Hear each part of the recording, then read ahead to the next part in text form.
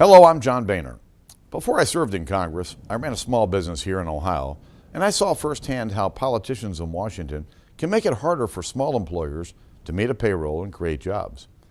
In the final days of the 2008 campaign, Barack Obama promised to change this country and change the world. Well, I don't know about the world, but here at home, Americans haven't experienced the change President Obama promised.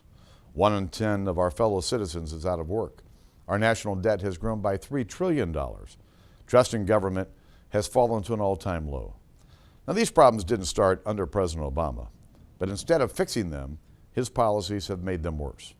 A stimulus spending spree that created jobs in China and El Salvador, while millions of Americans lost their jobs here. A job-killing national energy tax, a government takeover of health care. All these things have combined to create massive uncertainty for small businesses, the engine of job creation in America, while our children face a future clouded by debt.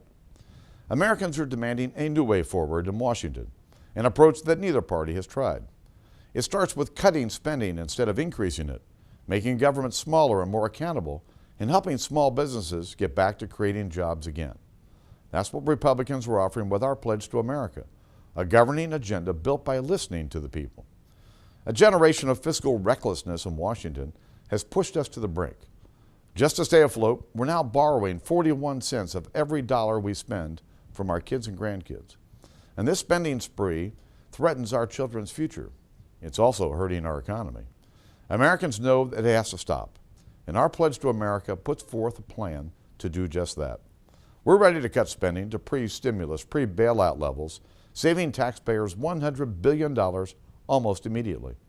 And we're ready to put in place strict budget caps that limit spending from here on out to ensure that Washington no longer is on this spending binge.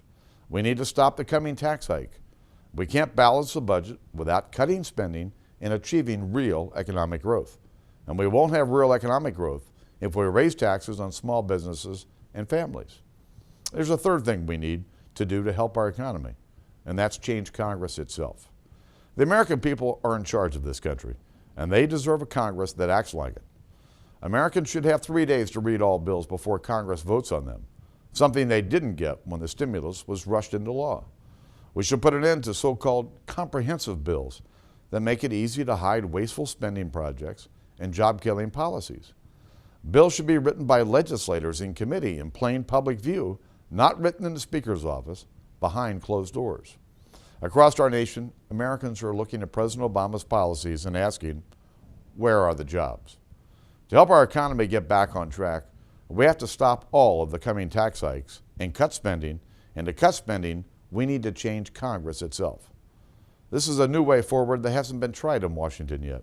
It's a break from the direction in which President Obama has taken our country.